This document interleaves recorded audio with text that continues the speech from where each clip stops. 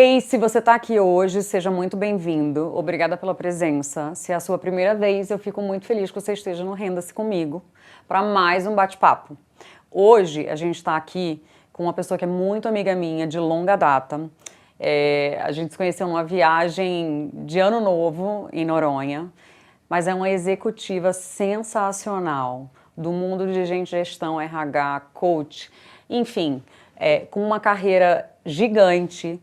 Ela está aqui comigo hoje. Além disso, também é artista plástica, se encontrou no mundo das artes recentemente, mais ou menos que recentemente. E ela está aqui comigo hoje, que é a Érica Magalhães. Seja muito bem-vinda. Obrigada, Rendinha. Obrigada por estar aqui comigo. A Érica tem uma história sensacional. A gente vai começar a contar aqui para vocês. Eu estou muito feliz que você esteja aqui comigo. A gente já se conhece há uns 15 anos, mais ou menos. 15 anos. Acompanhei bastante da sua carreira e você da minha. Sim. E eu estou muito feliz que a gente está aqui juntas para contar a sua história para as pessoas, inspirar muita gente que está ouvindo, que está assistindo, porque eu tenho certeza que vocês vão ter vários insights ao longo do bate-papo. Espero contribuir, né? Vai sim, seja muito bem-vinda. A gente já está aqui no nosso vinhozinho, então o papo vai ser bem relax hoje. Eriquinha, queria saber hoje como você chega aqui no Renda-se. Como que eu chego? Literalmente ou emocionalmente? Como você quiser. Como eu quiser. Eu vim de Uber. Chego de Uber. Sem estresse. Sem nenhum estresse, até porque tem alguns anos que eu desisti de dirigir nesse trânsito de São Paulo, então eu não dirijo. Sou uma adepta do Uber, do táxi. Delícia. Então cheguei assim, mas cheguei muito bem, cheguei muito feliz. Que bom. Eu acho que poder estar aqui com você me enche de alegria, Rendinha. Ai, que bom, fico muito feliz. E de esse verdade. vinho tá ótimo. Tá bom, né? Eu não só cheguei bem, como eu estou muito bem. Muito bem. Amiga, gente, vou ter que chamar de amiga, não tem como. A gente difícil, tem muita intimidade. E a ideia realmente é que ela esteja na minha sala de estar de casa, né? Isso, então, é isso. Você tem uma história fantástica, uma carreira, uma trajetória brilhante.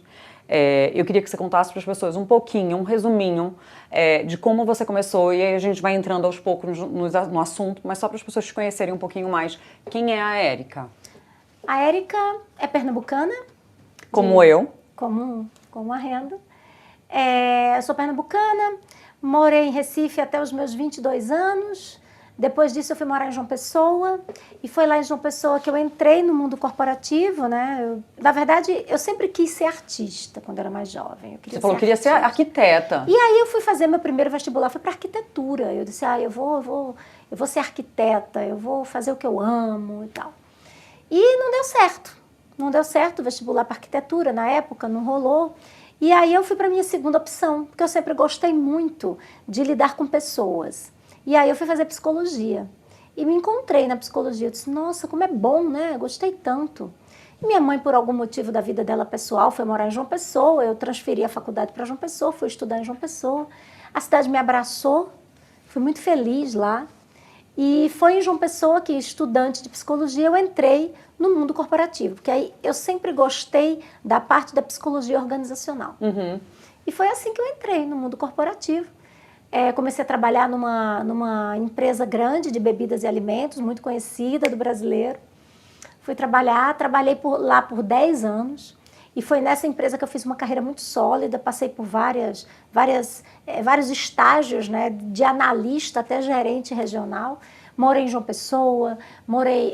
Você morou em 10 lugares, na verdade, porque né? de Recife, depois eu fui para João Pessoa, aí eu fiz um trabalho em Natal, trabalhei um tempo em Natal, depois eu fui para o Rio de Janeiro, do Rio de Janeiro eu fui para a Bahia, da Bahia eu voltei para o Rio de Janeiro, e aí eu fiz um ciclo nessa empresa de 10 anos, foi uma grande escola, conheci muita gente, fiz muitos amigos, nós temos amigas em comum desse tempo. Foi uma história maravilhosa. E aí, depois de 10 anos, eu resolvi me aventurar em outras coisas. Fui morar no interior de São Paulo. Então, eu fui morar em Votuporanga. Foi quando eu conheci o que é o agro. E aí, fui trabalhar com agronegócio. Sempre na área de recursos humanos. Trabalhei numa usina de açúcar e álcool durante 3 anos. No interior, né, do estado de São Paulo, lá em Votuporanga. Morei em Votuporanga, vivi Votuporanga, porque... eu sempre tive isso, né? Se eu estava na Bahia, eu botava o cordãozinho do Senhor do Bonfim, a fitinha do Senhor do Bonfim, o cordãozinho lá dos Filhos de Gandhi, eu ia para o carnaval, eu vestia a camisa do lugar onde eu estava. Se eu estava no Rio de Janeiro, eu ia para o samba, eu desfilava em escola de samba, eu vivia o lugar. E não foi diferente no Votuporanga. Eu ia para rodeio, né? Eu gostava de música sertaneja, eu ia para show. E eu vivi o lugar.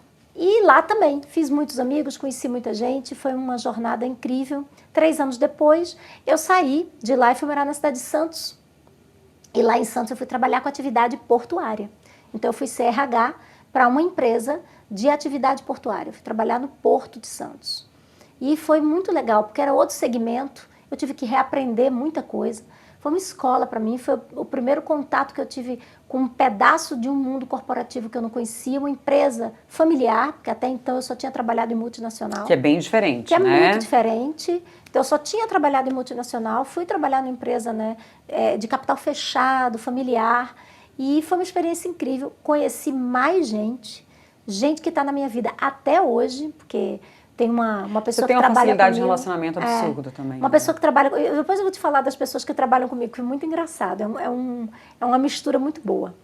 E disso eu saí dessa empresa e fui trabalhar com tecnologia, Renda. Gente, você foi mudando totalmente. Gente, é bem legal falar sobre isso, porque as pessoas, não sei, né? Principalmente gente jovem, a gente começa a carreira pensando assim, vai ser assim. Hoje eu acho que tá um pouco diferente, Pode né? ser, Mas naquela época a gente achava que ia começar de um jeito e terminar daquele jeito. Ou no mesmo segmento, né? Você foi trocando, se adequando para ir crescendo, talvez? Para ir crescendo e porque eu sempre acreditei que a gente não pode abandonar as oportunidades. Eu encarava isso como oportunidade e hoje moldaram a executiva que eu sou. Né? Eu acho que ter trabalhado em vários segmentos me deu um cabedal de informação e de conhecimento que eu uso em tudo que eu faço. Então, saí, fui trabalhar numa empresa de tecnologia, uma empresa que estava começando, fui ser diretora de RH nessa empresa, fiquei 6 anos nessa empresa. Essa empresa tinha um fundo de private equity por trás, aí vem a minha experiência de trabalhar com fundo de private equity, porque eu não sabia como era isso. Então, já era empresa familiar, só que com fundo por trás. E foi uma escola para mim, aprendi muito. Também conheci um monte de gente legal. Os donos dessa empresa, eu os considero e gosto deles até hoje. Assim, foi muito bom trabalhar com eles, adorei trabalhar. E esse mesmo fundo me levou para um outro negócio. Eu fui trabalhar com educação. Olha! Foi. E aí, depois de 6 anos com tecnologia, o mesmo fundo que estava lá me levou para ser vice-presidente de uma empresa de educação no Rio de Janeiro. Eu voltei para o Rio de Janeiro depois de anos e fui trabalhar com educação. Fui ser vice-presidente de RH de uma empresa na área de educação. Uma empresa grande, muito conhecida no Rio de Janeiro. Fala, eu quero saber! Trabalhei na Estácio. Gente, eu vou tirar as coisas dela, né? Tem que contar. Trabalhei na Estácio, trabalhei na Edux. E hoje a Edux, no tempo que eu estava, era Estácio Participações. Foi uma jornada. A Estácio tem só no Rio ou não? Para quem não conhece, a Estácio é grande. Tem no Brasil inteiro. Tá. Que é uma faculdade, né? É uma faculdade. E trabalhei e foi muito legal. Conheci mais gente incrível. Foi criando um networking. Fui criando um network poderoso, amigos que eu levo para a vida. Reencontrei pessoas que eu trabalhei na Ambev lá, que são minhas amigonas, né? Até hoje. Só recapitulando aqui. A empresa que ela ficou os 10 anos... Foi a Ambev. Né, foi a Ambev, que foi onde ela começou a carreira corporativa, né? Exatamente. Trabalhei 10 anos na Ambev. Que realmente ali dizem que é uma faculdade. Gente. Né? É um MBA de vida, de profissão, de tudo. Né? E fiquei na Estácio, mas fiquei um período curto na Estácio.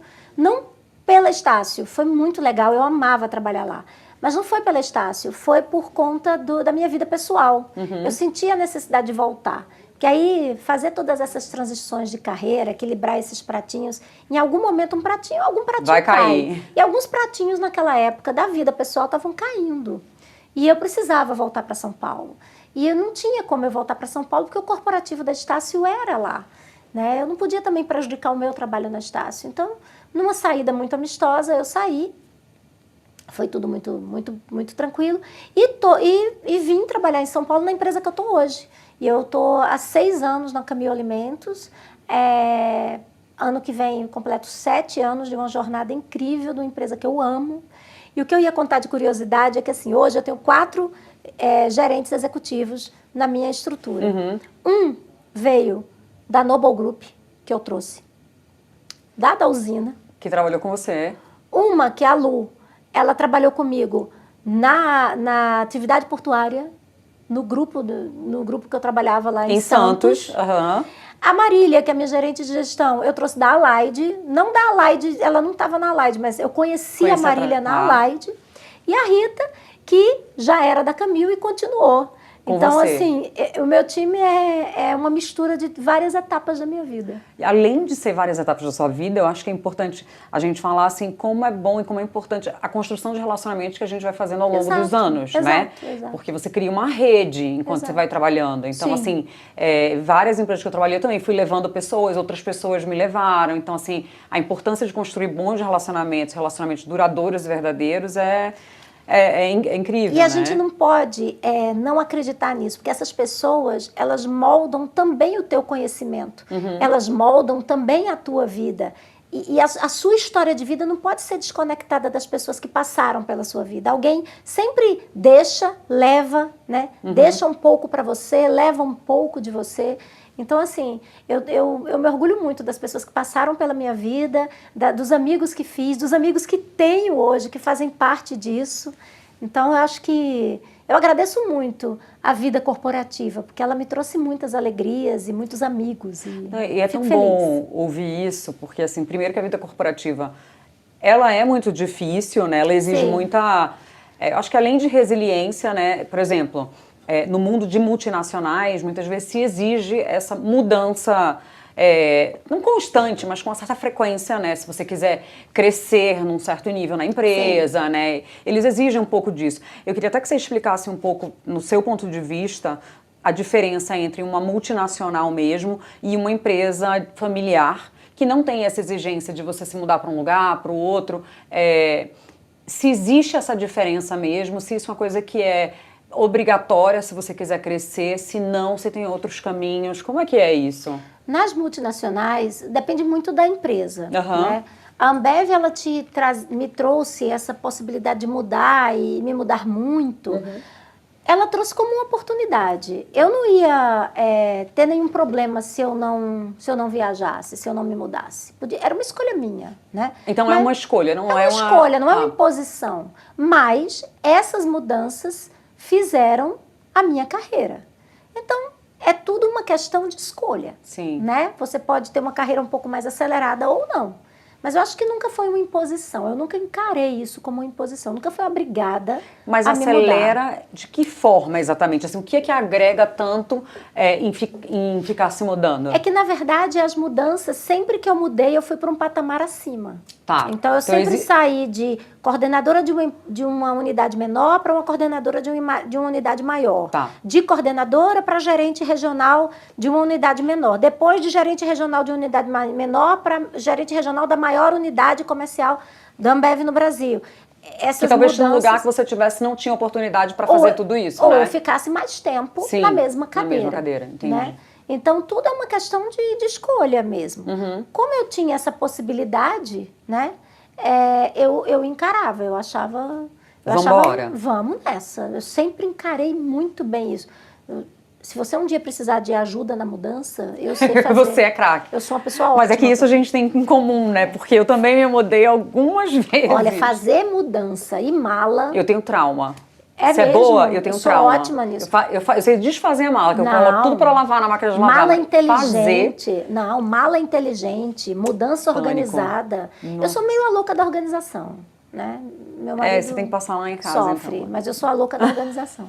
Se tudo der errado, eu vou ser personal organizer. Tenho certeza que já deu tudo certo, você não vai para esse caminho, enfim. Mas, enfim, uma coisa que eu acho legal também, que a gente já conversou, é que você entrou no mundo da psicologia. E ela me falou um fato, gente, que eu achei super interessante e que eu acho que quem está ouvindo vai assistir. Você não tinha feito terapia até um dia desse. Então ela entrou no mundo da psicologia, gente, sem nem ter passado por um terapeuta. Nunca fiz terapia. Eu nunca terapia. saí de um. Então, assim... Gente, eu nunca fiz terapia. Quando era criança...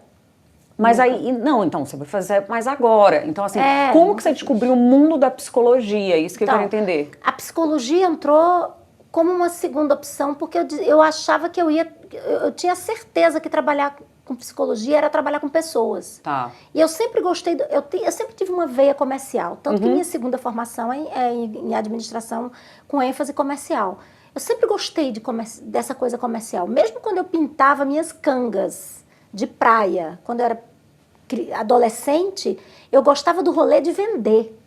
Então eu sempre gostei dessa coisa da dinâmica de lidar com pessoas, Do contato, do da contato. troca.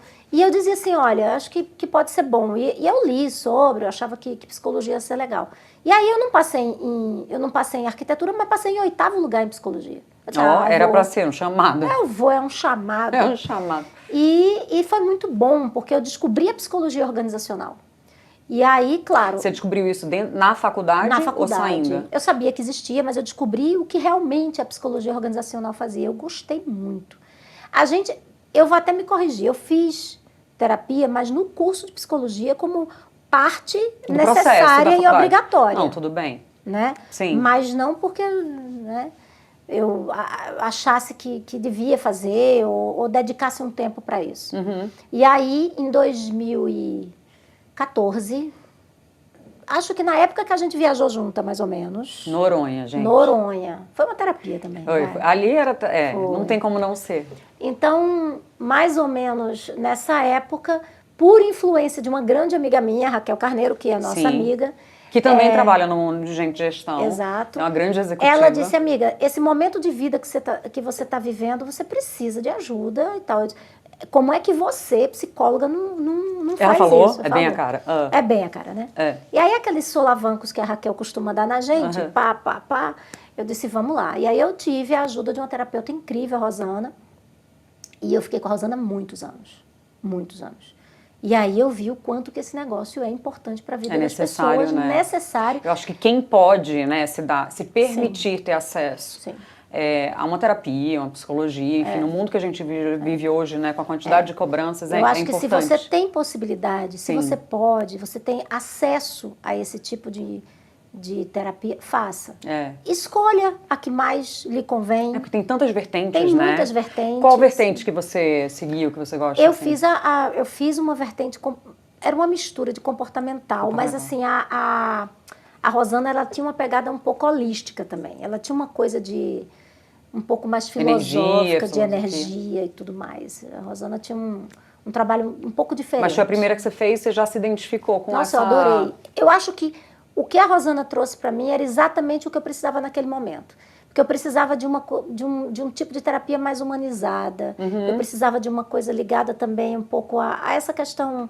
Tinha um pouco de espiritual no meio, sabe? Eu precisava daquilo. Naquele momento, veio muito de encontro exatamente ao que eu precisava. E acho que foi um divisor de águas na minha vida para tudo. Para recuperar a minha autoestima, para melhorar como profissional, para saber... Até hoje eu digo que eu não sei o que eu quero, mas eu tenho plena convicção do que eu não quero. Que é tão importante quanto? Então eu tenho certeza absoluta do que eu não quero. Isso foi a terapia que me ajudou. Me fala uma coisa que você não quer. Uma coisa que eu não quero? Eu não quero mais me relacionar com quem me faz mal. E você fez, né? Uma limpa, Fiz assim, uma limpa, né? Isso é importante. uma limpa na minha vida. No mundo profissional também? No mundo profissional, no mundo pessoal, de relações pessoais que eu tinha, eu fiz uma limpa, sim. E não é uma limpa que eu descartei as pessoas da minha vida. Colocou cada uma em sua caixinha. Exato. Eu acho, né? que caixinhas que ficaram no passado e caixinhas que eu acho que eu tenho consideração, tenho respeito, mas eu acho que ficaram num momento que não cabe no momento de hoje. Não tem o protagonismo que tinha não antes, tem, né? Não tem protagonismo nenhum. Né? Adoro.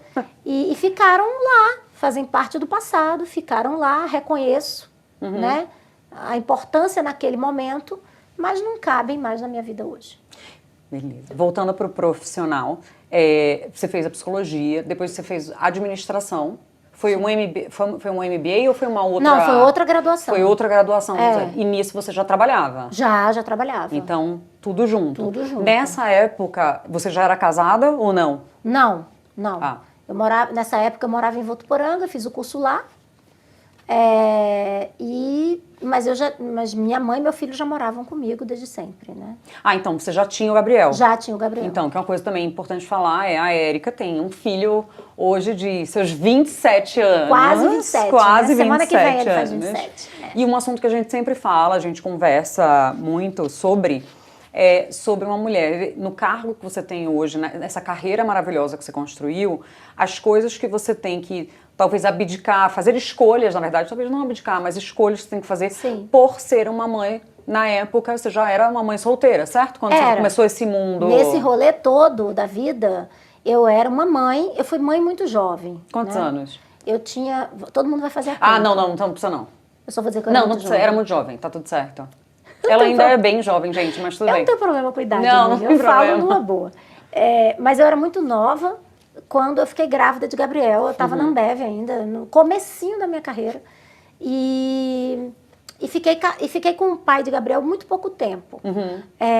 Daí, eu fiquei... A maior parte do meu tempo, do deslanchar da minha carreira, eu fui solteira, eu, meu filho e, no caso, Dona Edna, minha mãe. A mãe. Que é um capítulo à parte. Esse capítulo a gente vai tocar bastante, que acho que até para você conseguir chegar onde você chegou hoje, Dona Edna teve seu papel bem importante. Muito né? importante. Ela acompanhou você e o Gabriel ao longo dessa vida e acompanha até hoje. Até hoje.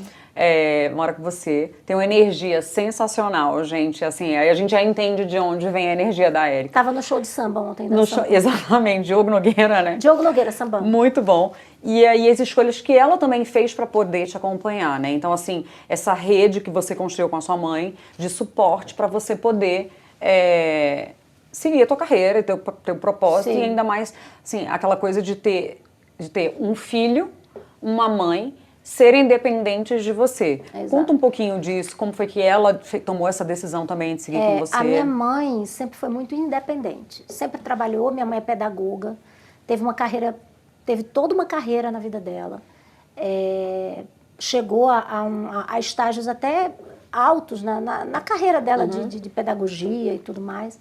E quando a gente morava em João Pessoa, primeiramente eu morei sozinha, só eu e Gabriel e a babá.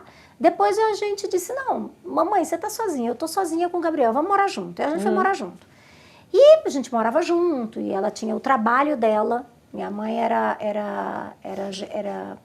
não chama gerente, né? Acho que é coordenadora, né? Pedagógica, eu acho. Eu acho que chama Hoje em dia eu não sei nem como é que chama, porque já mudou tudo. Não era gerente, acho que era coordenadora de um curso de educação profissionalizante, lá em João Pessoa.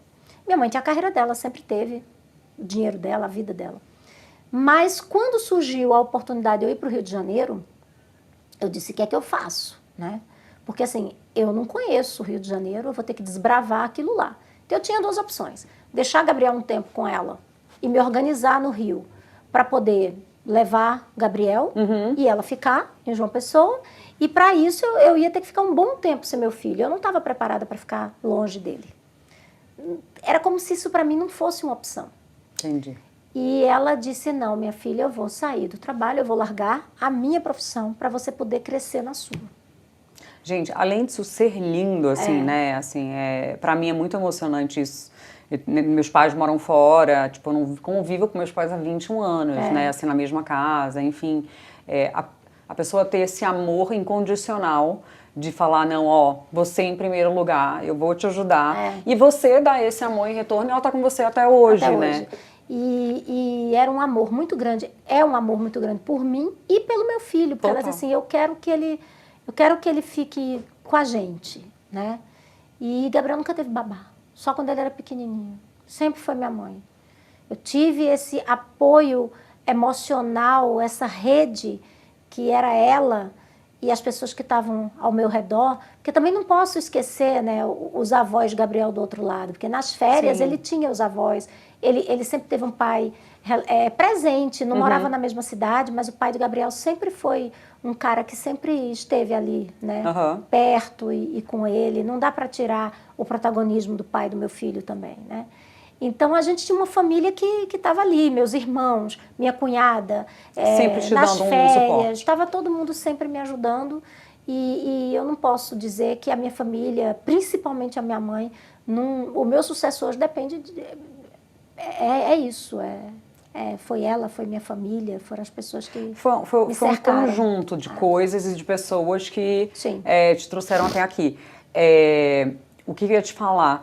Em relação a essa situação, hoje tem milhões de mulheres que, assim, babá, gente, é uma fortuna. Minhas amigas vão falando, eu não tenho filhos. Gente, mas o pessoal vai falando de babá, são salários, assim, né, homéricos, assim, não todo mundo pode se dar o luxo de contratar uma babá, Sim, né? sim. Mas, assim, o que eu quero dizer com isso é que existem maneiras de você chegar onde você chegou, né, buscando uma rede de apoio. Não seja sua mãe, mas sejam amigos que te dão suporte, né? Sim. Assim, eu não tenho família perto, mas sempre tem alguém, você sempre me estende a mão, tenho amigos que me estendem a mão, e eu achava muito legal a gente falar sobre isso, porque muitas vezes eu acho que a mulher fica naquele papel de, tipo, vou largar meu filho, vou deixar na escola, aí volta da escola, tá com a babá, e eu tô trabalhando.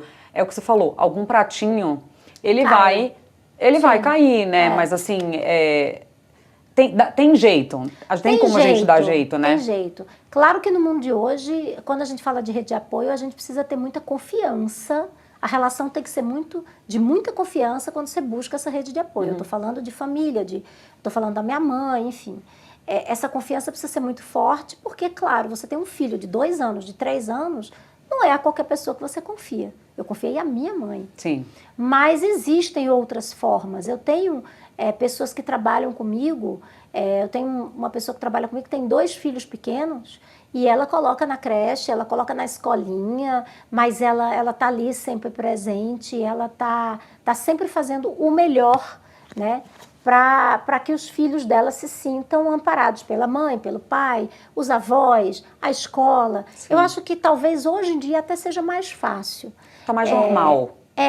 Agora, uma coisa que eu sempre tive em mente, e eu digo isso para qualquer mulher que tenha filhos e que tenha que equilibrar os pratos, e às vezes não é filho, mas é marido, família, seja o que for, 2 profissões. Hoje em dia é muito comum, né, você fazer mais de uma coisa. É que assim, eu gosto muito da palavra generosidade. A gente prega muito a generosidade com o outro. E a gente esquece de ser generoso conosco. A gente nem pensa nisso muitas vezes, né? A gente nem pensa em ser generoso com a gente. Então, às vezes eu pensava muito assim, olha, a reunião da escola, eu posso depois conversar com a professora. Depois eu vou lá e falo com a professora. Não precisa ser naquele dia, naquela hora, naquele momento, dia, né? naquela hora. Agora, a festinha da escola, que ele vai recitar a poesia para mim, eu não posso faltar. Então, tinham coisas que eram inegociáveis, né? Exatamente. As empresas, nesse momento, entendiam isso? Ou você acha que hoje é uma coisa mais normalizada? Eu acho que as empresas que eu trabalhei, todas entendiam. Todas entendiam. Eu nunca tive nenhum tipo de objeção de que eu fosse fazer coisas com meu filho. Só que eu sempre procurei fazer isso de uma forma muito organizada, que não deixasse a peteca cair totalmente. Sim. Mas eu não me lembro de nenhuma passagem, de nenhum gestor, de ninguém que tenha dito que eu não podia ir na festividade da escola do meu filho. É bom, porque isso não eu acho teve que na minha vida. devem ter, né, muitas mulheres que devem sentir esse medo, esse receio de falar, né? E é uma coisa que a gente tem que falar, a gente tem que se impor e colocar os limites, né, na vida profissional, né? E se a gente é gestor, se a gente não está do lado de lá, mas a gente está do lado de cá, a gente precisa entender que a vida pessoal é tão importante para a vida profissional. A pessoal e a profissional, elas não podem viver desconectadas. Renda. Isso que eu ia te perguntar também, é muito assim, importante. Porque além de tá se mudando e ter um filho pequeno, a mãe acompanhando, uma mulher solteira, jovem, e com tudo isso, equilibrando tudo isso. Como é que era também a vida social? Tipo assim, como que você priorizava isso, sabe? Me diverti muito. Se divertiu? Dá pra isso, né? Dá. Me diverti muito a vida Você falou que até toda. você viajava sozinha, né? Sempre, adorei. Hoje não mais. Sim, porque tá casada, mas enfim. Com o Leozinho, mas...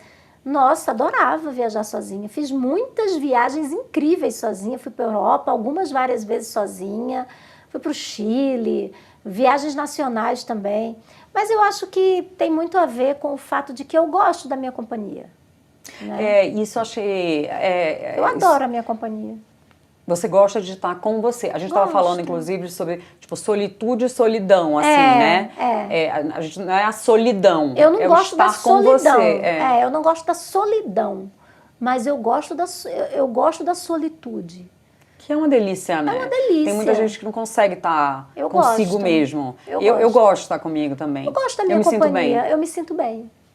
E aí, dentro do mundo corporativo, você nesse mundo de gestão, a forma de liderança dentro não dentro da empresa, mas assim, como você lidera os seus times? Assim, que abordagem você usa com seus times na forma de liderar? Olha, eu acho que eles não vão dizer nada diferente do que eu vou te dizer. Eu vou perguntar. Pergunta. Mentira.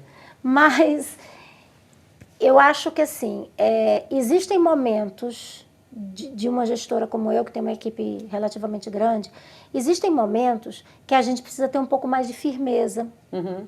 E que as nossas equipes esperam da gente essa firmeza, né?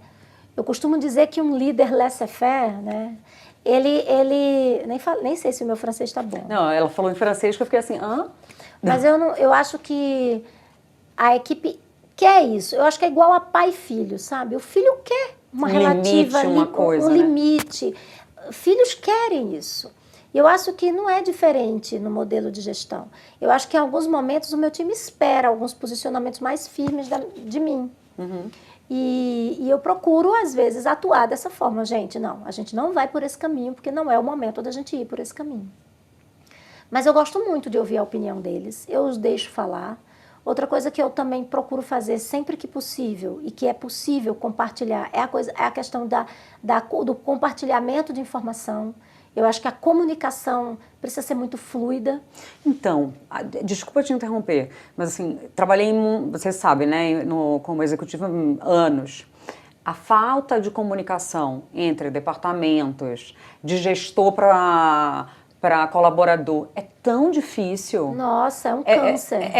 Como que a gente, que dica que você dá pra gente melhorar isso? Resolver, eu já vou te botar na parede. Nossa! Porque é muito difícil. As informações não chegam, as pessoas entendem coisas diferentes. Eu acho que é fazer, Renda. Façam. Não faz, né? Façam, porque comunicação é um negócio que devia ser matéria primária, básica de qualquer liderança. Mas eu acho que comunicação Chacrinha é o problema já dizia, no mundo. amiga. O que ele Chacrinha, um dizia? gênio. Chacrinha dizia, quem não se comunica se entrubica. Ah, é verdade. É isso. É isso. Mas, gente, hoje eu acho assim, a comunicação é o problema da sociedade como um todo. Né? As pessoas não sabem se comunicar. Então, assim, não sabem se comunicar, eu acho que é pior o que você falou, as pessoas não se comunicam. Né? Aquela coisa que o óbvio tem que ser dito. Você concorda com isso? Total, eu uso muito essa frase. Jura? Se o meu time estiver vendo esse podcast... É bom eles verem. Acho bom eles verem, curtam, compartilhem.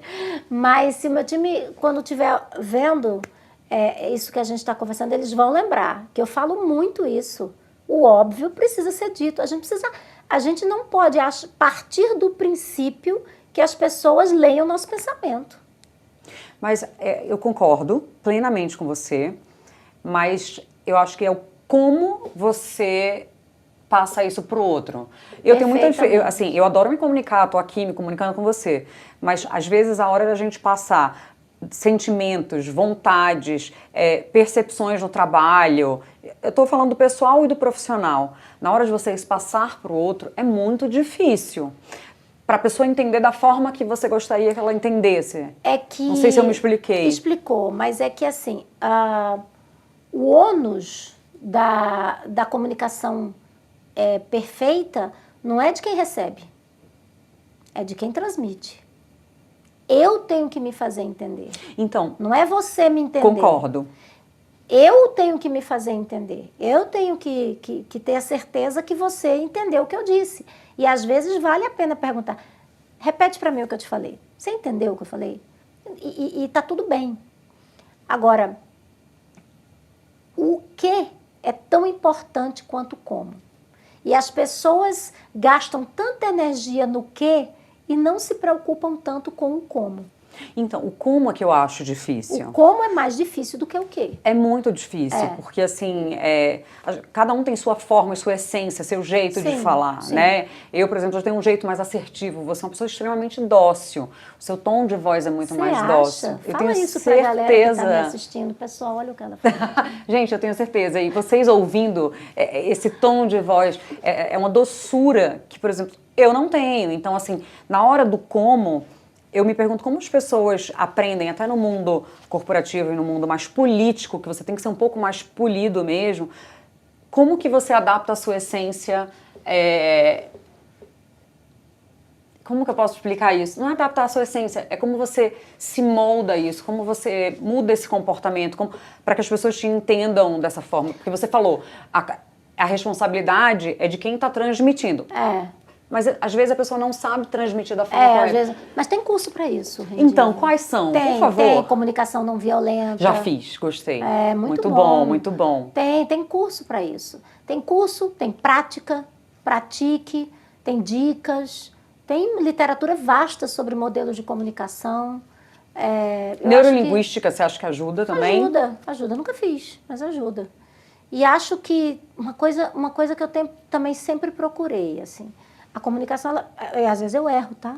Não Todo acerto mundo. sempre, pelo amor de Deus. E erro, acho que erro até bastante. Mas eu acho que a gente tem que ter uma coisa em mente. Qualquer curso que a gente faça, qualquer técnica que a gente aprenda, ela tem que ser genuína. Então, assim, se você fez um curso e moldou sua comunicação e você perdeu a sua essência... Acabou, né? Fica fake, fica de mentira. Você tem que ser... As pessoas precisam ser de verdade. É tão raro. Entendeu? Nesse mundo que a gente vive hoje, a gente tem muitas pessoas plásticas, né? Relações líquidas, né? Que fala muito, né? Falta autenticidade, né? Eu acho que a gente tem que ser autêntico. A gente também não pode perder a nossa essência. A gente pode moldar a nossa essência. Mas perder, eu acho que fica esquisito. Concordo com você. Agora, uma coisa, assim, você tendo que cuidar da mãe do Gabriel, tipo, não sei se a palavra não é essa, mas para as pessoas me entenderem que estão ouvindo. O peso, como lidar com isso de ser você, tipo assim, a responsável por vocês três, né? Porque isso é difícil, a gente já carrega com o nosso próprio... Mas você tem ali 2 dependentes de você. Difícil. É difícil, porque não é uma dependência só financeira. Talvez a dependência financeira seja mais fácil de resolver. É só ganhar, pagar os boletos, né? Eu acho que a dependência emocional, o cuidar, o estar atento aos sinais, né? Às vezes eu vejo minha mãe, às vezes, em dias mais... Ou tem dias que ela está mais quieta, tem dias que ela está mais elétrica. É o cuidar também da saúde emocional das pessoas que estão do seu lado. Não é fácil não, Renda. Como você lidou com isso ao longo desse tempo? Eu acho que a terapia em alguns momentos ajudou. Mas eu acho que a terapia ela veio muito mais numa coisa de autoconhecimento e descoberta de mim, assim, de me firmar como mulher, como ser humano, passível de falhar e de que não sou perfeita e tá tudo bem. E Érica é isso aqui que tá aqui, não tem que ser... E se aceitar. De aceitação. Esse outro lado foi sempre um exercício de errar e acertar. Foi sempre tentativa e erro. Errando muito, acertando também. Mas sempre e seguindo, né? Olhando para frente. Sim, sim. E seguindo olhando para frente, é isso aí. E seguindo e olhando para frente, porque não tem outro jeito. Eu costumo olhar muito mais para frente do que para trás. Então, eu perguntei isso a uma pessoa que estava aqui semana passada, que foi a Paloma Danenberg, eu entrevistei ela, e ela trabalha com um antiquário. E a gente começou a falar de passado, presente, futuro, e ela falou que ela olha muito para o futuro. Eu sempre olhei muito para o passado. Não, ela falou que ela vive muito presente, que ela olha para o futuro, mas que ela não fica pensando no passado. Eu sou uma pessoa que eu penso muito no futuro, relembro o passado, às vezes acho que eu esqueço um pouco o presente. Você pensa nisso? Penso. Eu olho quase nada para o passado. Ai, certíssimo. Nossa, o passado passou. Claro, eu tenho memórias afetivas incríveis de quando eu era criança, dos meus amigos da Você adolescência. lembra da infância? Lembro, muita coisa da infância. Da infância, principalmente dos meus amigos. Eu tenho Olha. amigos que estão comigo há 40 anos. Uau. Eu mantenho contato com eles até hoje. Então, assim, a lembrança dos momentos felizes do passado com os meus amigos e com a minha família, sim. Mas o que passou, eu esqueço muito rápido. Fecha a porta, não olha para trás. Nossa Senhora, eu esqueço muito rápido. Olha. Eu guardo muito pouco rancor. Sempre foi assim? Eu não sou uma pessoa rancorosa, sempre fui assim. Minha mãe diz assim, nossa, como você esquece rápido das coisas. As pessoas te fazem mal, no instante você já esqueceu o que elas fizeram a você. Sim, porque fez parte do passado, eu não estou nem... Renda, verdadeiramente, eu não estou nem aí. Então, eu não sou uma pessoa rancorosa, eu não vivo de passado. Passado passou, eu não quero nem saber dele. Agora, eu sou uma pessoa que eu penso muito em futuro. Tipo, como que eu vou estar daqui a 5 anos? Como que eu vou estar daqui a 10 Como anos? você espera estar daqui a 5 anos? Vou responder. Agora, o presente eu queria viver mais. Porque às vezes eu penso tanto no futuro que às vezes eu curto pouco o presente. Então, eu acho que talvez seja o mal da humanidade. Eu acho que a gente às vezes está pensando tanto lá na frente ou tão apegado ao passado que a gente esquece o momento presente. Então, isso aqui que a gente está vivendo aqui, curtir isso na sua plenitude, sabe? Certas coisas fazer sem pressa, né? Ninguém sabe como vai ser o dia de amanhã, então curte o agora. É que o mundo meio que leva a gente para isso, né? Para tudo na correria, e tudo é para ontem, e realmente o futuro, o que a gente vai fazer, né? O mundo como tá, a economia como tá. Aí vem a longevidade. Agora o assunto da moda, longevidade. Gente, é longevidade. Então, isso assim, vamos viver até 100 anos. Você quer viver até 100 anos? Eu quero. Quer? Sabe por que eu quero? Porque eu tô, na idade que eu tô hoje, eu vou viver menos para frente do que o que eu vivi para trás. E eu quero que o que eu vivo para frente seja tão bom quanto está sendo o presente. Eu acho que eu estou num momento de vida muito bom, cercada hoje verdadeiramente das pessoas que eu amo e que me amam, e eu quero aproveitar muito tempo com essas pessoas, né? Então, eu quero fazer valer a pena o presente e o futuro. O passado já foi. Amém. É isso. Agora, o que é que eu quero fazer? Em 5 anos, 10 anos, vai, pra frente. 10 tá muito ali, né? Ou 5 tá ali, 5 tá ali. Talvez eu esteja meio que fazendo a mesma coisa. Eu acho que daqui a 10 anos, além de continuar o meu trabalho no mundo corporativo, que eu acho que eu tenho muito a dar ainda, e a receber, porque não é só um dar, né? Receber. Eu acho que o mundo corporativo sempre vai estar ali, fazendo parte da minha vida. Eu quero estar pintando muito. A gente vai falar sobre isso. Eu quero estar morando na minha casa do interior. Quer sair de São Paulo? Eu quero sair, mas eu quero continuar com o pezinho aqui, porque eu adoro. Isso aqui é bom também. Eu gosto de São Paulo também. Eu adoro São Paulo. São Paulo é o lugar que eu escolhi para viver o resto da minha vida, né? Porque mesmo que eu vá para o interior de São Paulo, né? E Recife? Adoro Recife, mas eu quero viver aqui. Eu gosto muito daqui. Uma pergunta que a gente está falando, é um tema que está muito... As pessoas têm falado muito, teve aquela série, eu não sei se você chegou a assistir na Netflix, Adolescência. Adolescente? Adolescência. Adolescência. É que eu assisto tudo em inglês, então nunca lembro os nomes em português.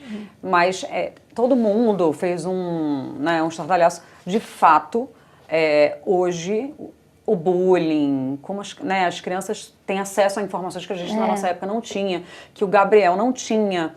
Mas, poxa, ser mãe de adolescente e mãe de adolescente de uma mulher que está trabalhando, que não vê ali o dia a dia, qual foi o maior desafio assim que você teve? Não pode não ver. Como que não vê? Se você não está ali... Mas tem que... Olha, Renda, tem como ver, tem que estar atento aos sinais. Você não pode não estar atento aos sinais. Tem como ver. Quem é mãe sabe. Eu acho que você não pode... Às vezes, a gente pode querer fechar os olhos para alguns sinais e achar que está tudo bem, mas não dá. Eu brinco que a minha mãe é muito desconfiada. Dona Edna é muito desconfiada. Ela desconfia de tudo. E ela se dá muito bem com meu marido, porque ele também é assim. Eles desconfiam de tudo. São desconfiados. Mas é um desconfiado bom, sabe? Eu acho que é válido e é positivo, porque a gente tem que estar sempre atento aos sinais. Comportamentos diferentes requer atenção, né? E a gente não pode estar alheio ao que os nossos filhos veem, com quem eles conversam, o que que eles fazem, até um determinado tempo. Hoje meu filho mora sozinho, Sim, é um tem 27 homem, anos, é um tem homem. 27 anos, tem o emprego dele, tem a vida dele, ele se banca, é diferente, né? Não vou supervisionar a vida dele de jeito nenhum, nem quero, nem ele deixa. Nem ele deixa. Nem né? ele deixa, com certeza. Mas quando eles ainda estão ali, morando na nossa... Minha casa, minhas regras, cara. Minha casa, minhas regras. Não é você ser autocrata, nem você ser grosseiro, nem você ser agressivo com seus filhos. Não, mas é o que você falou, Mas né? você Criança, tem adolescente, que- eles gostam de Eles ordem, precisam de organização, organização, eles enfim. precisam, eu acho que precisam, acredito veementemente nisso. Acho que comigo deu muito certo. E Gabriel reclamava muito, mas ele gosta. E acho que a gente tem que estar atento a sinais, a coisas que às vezes a gente deixa passar porque a gente está cansado ou porque a gente diz, não é nada não. Não, fica esperto. Dá uma olhadinha, Fica né? esperto, Vai dá mais uma a olhadinha fundo. e conversa, cara.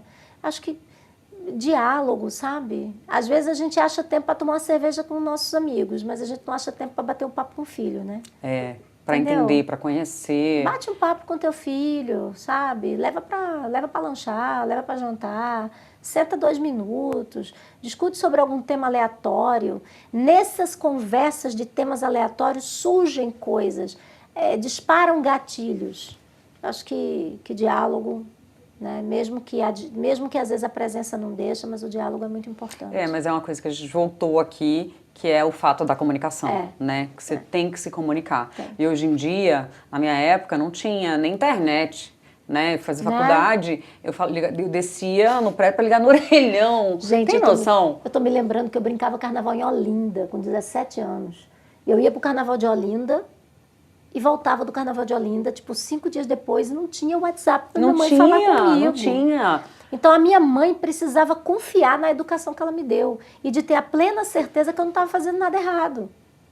Hoje, é isso, né? Os pais têm muito mais acesso aos filhos, mas talvez se comuniquem menos do que a gente se comunicava antes. A gente não pode subjugar e achar que por ter facilidades não é necessário haver os momentos de verdade.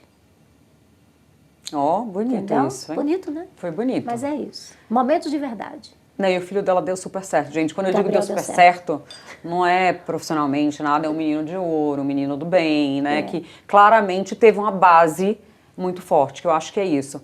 Os adultos que hoje eu tenho um relacionamento e que têm levam uma vida boa, do bem, são pessoas que têm uma base familiar, e seja uma base familiar do tutor, não precisa ser o pai e a mãe diretamente, ou os dois, pode ser só a mãe, só o pai, mas são pessoas que tiveram bases muito fortes, muito firmes, né? Eu costumo dizer para minha mãe, que eu digo assim, mamãe, se Gabriel está dizendo para mim que está fazendo tal coisa, para mim ele está fazendo tal coisa, porque eu eduquei ele, e a relação que a gente tem eu preciso acreditar no que ele está me dizendo. Confiança. É de confiança. Então, isso quando ele ainda morava comigo, né? Agora ele agora, amiga, já perdeu 27. Perdeu. Ele ainda durou. Agora, um assunto assim que eu amo falar é fé, né? Tipo, não necessariamente uma fé numa religião, uma coisa, mas eu acredito muito que a gente tem que se apegar a alguma coisa, uma força maior. Eu, pessoalmente, tenho uma fé muito grande em Deus, enfim. Tem alguma coisa que te ajuda no dia a dia, que você, sabe, busca? Eu tenho muita fé. Muita fé. Eu não vivo rezando. Tudo bem, não, nem eu. Mas sei rezar. Eu não vivo rezando, nem vivo em igreja. Engraçado, né? Teve um período da minha vida que eu até ia muito à igreja. Quando eu morava no interior, eu ia muito. Católica? Né? Sou católica. Tenho algumas outras crenças. Tenho um certo pragmatismo sobre a história católica. Um dia a gente conversa sobre isso. Uhum. Tem alguns pragmatismos sobre isso. Acredito no contexto histórico. Acredito muito no Cristo histórico, por exemplo. Então eu tenho algumas... Questiono até alguns dogmas, mas eu tenho muita fé. Mas questionar é o quê? Questiono alguns dogmas, mas eu tenho muita fé. Muita fé. Eu acredito que tudo que a gente quer realizar, tudo que a gente acredita veementemente que vai dar certo, que a gente percebe. Agora, não é só acreditar que vai dar certo. Aí vai correr atrás, né, Você minha tem filha? que fazer alguma vai coisa. fazer alguma Ajuda coisa. Ajuda ele a fazer acontecer. Ele a fazer acontecer. Não É pode isso. achar, coitado, tá lá em cima, tem tanta gente para pensar, né? Vai isso. fazer o seu rolê acontecer sem você nem ajudar, né, amigão? Então, Tá certo. ajuda aí, né, para poder agilizar a vida, né? Mas eu tenho muita fé, sim. Fé é um negócio muito presente. Eu e a minha mãe, a gente acredita muito parecido nas coisas. Então, às vezes, a gente reza junta, tipo assim, mãe, reza aí. E ela diz, tá bom, reza você também. E vamos acender uma vela, vamos pedir com vontade. Eu acho que fé é muito importante. Sim, fé cura, fé alcança, fé tranquiliza. Porque mesmo que você não alcance, mas a fé te traz Uma paz, um conforto necessário até para o que você não consegue. Então, eu acho que fé é muito importante. Parece aquela coisinha que fala assim, vai dar certo, vai dar certo, vai dar certo. E tem faltado muita fé por aí. O mundo está meio que desacreditado. Mas você sabe que tem estudos bem recentes de que a geração atual, ela tem voltado a buscar muito mais a fé do que a nossa geração de millennials. Não duvido. Então isso está... Eu acho que tudo na vida é muito cíclico, né?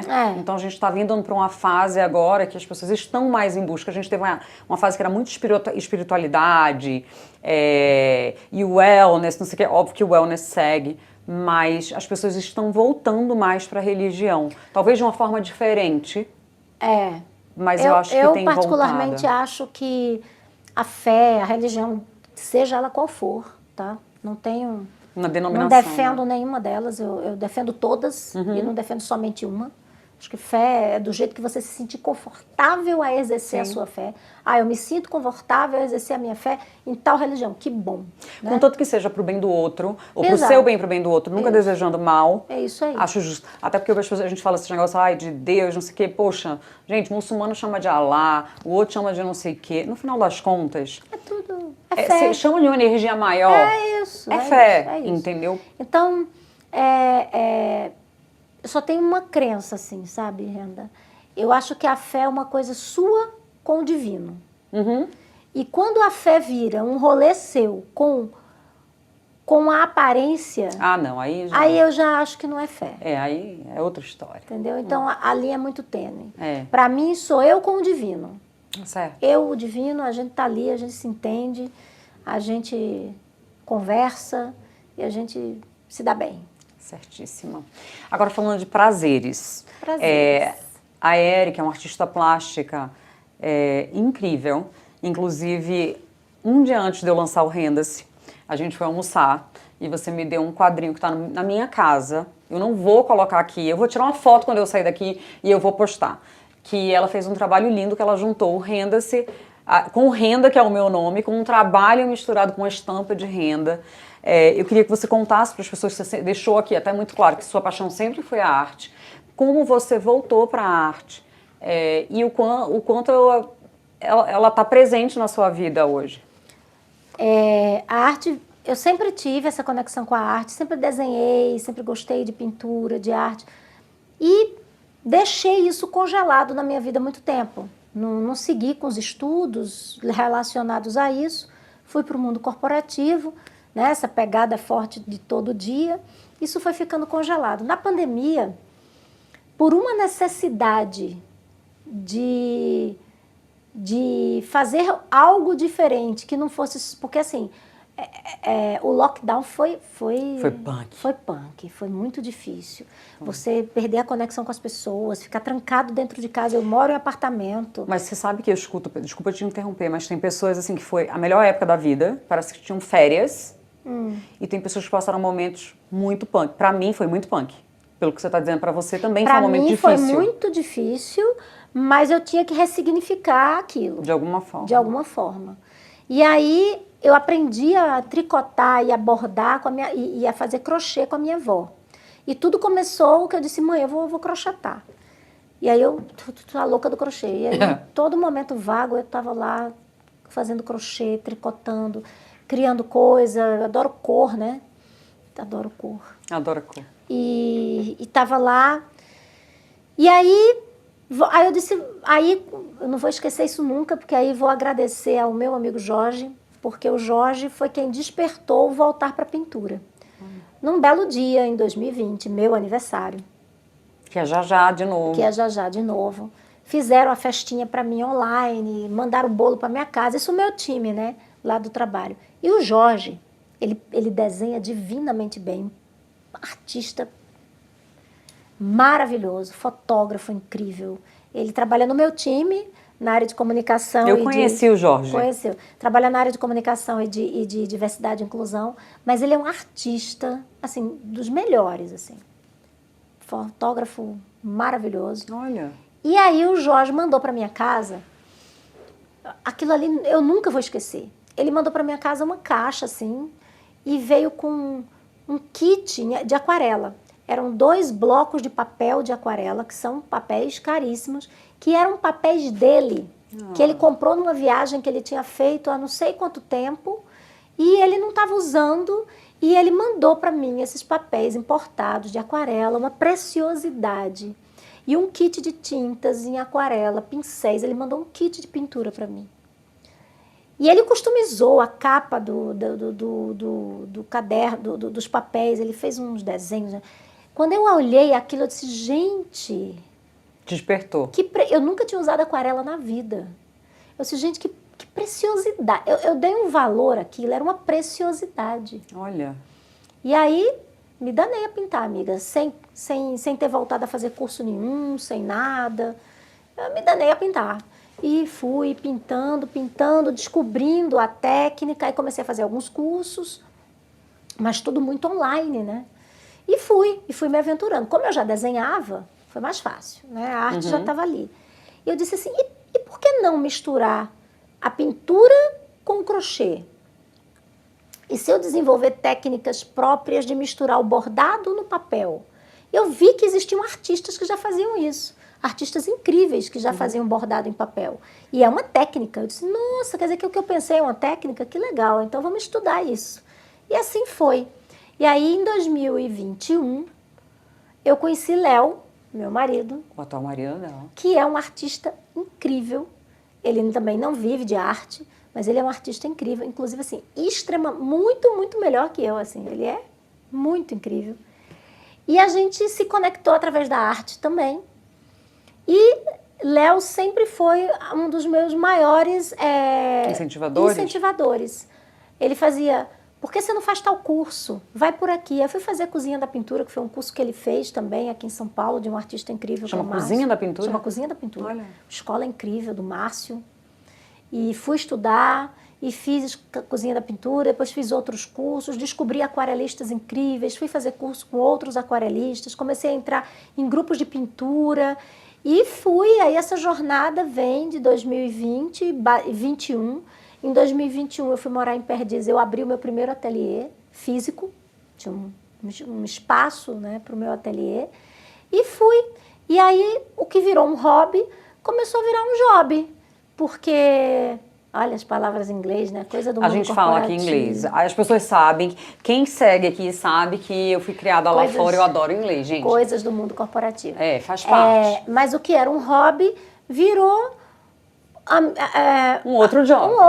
Um outro trabalho também. Só que é um trabalho que eu encaro mais como um hobby, né? Porque eu faço nas horas de folga, né? Porque eu tenho minha vida executiva trabalho, que me consome, né?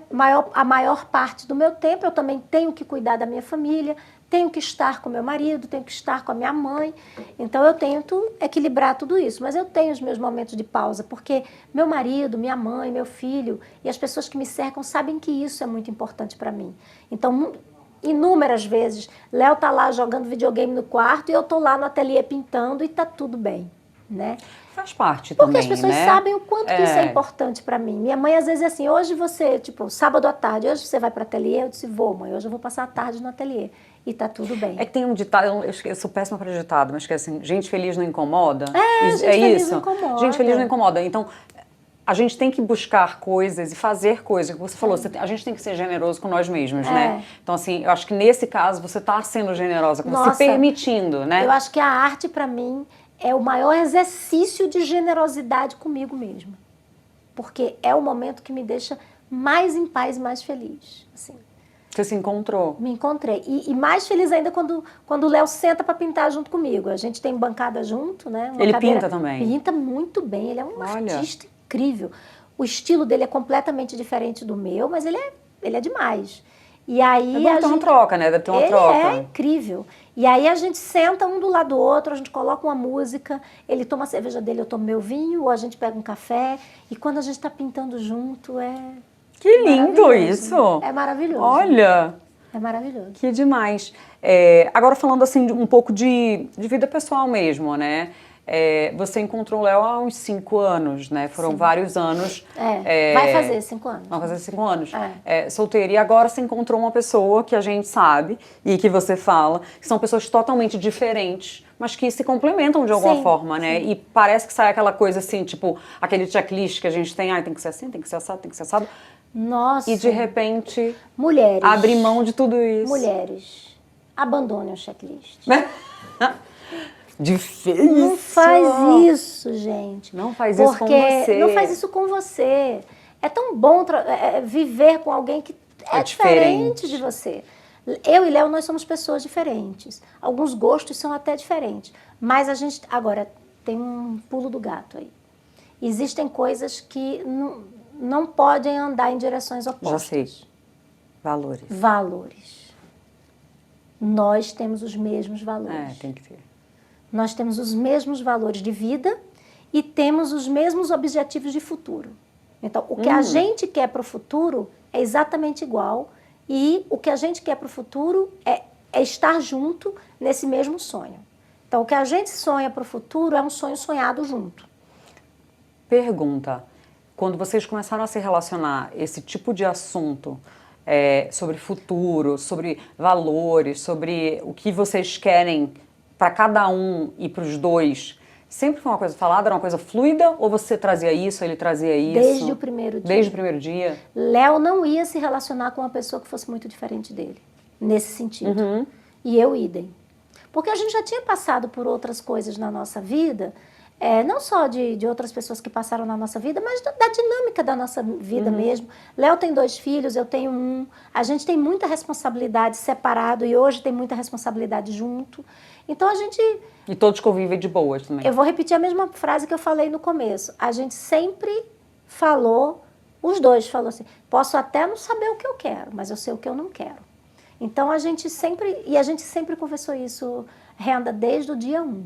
Desde o minuto 1, que isso sempre foi uma coisa assim, entendeu que comigo é assim? E ele entendeu que comigo é assim? E a conversa sempre foi muito, muito aberta. Você acha que diferente de outros relacionamentos que você teve, você se sentiu com a liberdade de falar essas coisas desde o dia 1? Ou você sempre foi assim? Eu sempre fui assim. Sempre? Agora, não necessariamente, no passado eu vibrei na mesma vibe que a pessoa. Que a pessoa, né? A vida foi levando para direções opostas. E quando isso acontece, a gente tem que ter sabedoria e generosidade para libertar o refém, né, amiga?